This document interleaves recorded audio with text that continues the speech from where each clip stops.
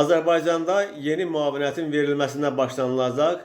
Milli Məclisdə dövlət qulluğu haqqında qanuna təklif edilən dəyişikliklərə əsasən bir sıra hallarda vətəndaşlara yeni birdəfəlik müavinətin verilməsi nəzərdə tutulur. Qanuna əsasən dövlət qulluqçusu vəfat etdikdə, habelə məhkəmə tərəfindən xəbərsiz itkin düşmüş hesab edildikdə və ya ölmüş elan edildikdə dövlət qulluğuna xitam verilə bilər. Bu əsasla dövlət qulluğuna xitam verildikdə dövlət qulluqçusunun vərəsələrinə orta aylıq dövlət məvacibinin 4 misli miqdarında müavinət ödəniləcək.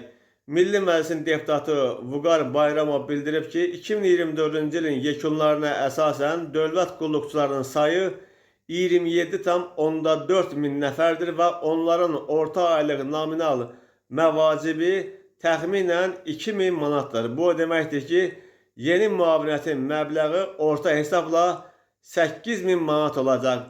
Vüqar Bayramovun sözlərinə görə bu müavinətin təyinatında məqsəd vətəndaşların sosial təminatını daha da gücləndirmək və dövlət qulluqçularının ailələri üçün sosial müdafiə imkanlarını genişləndirməkdir.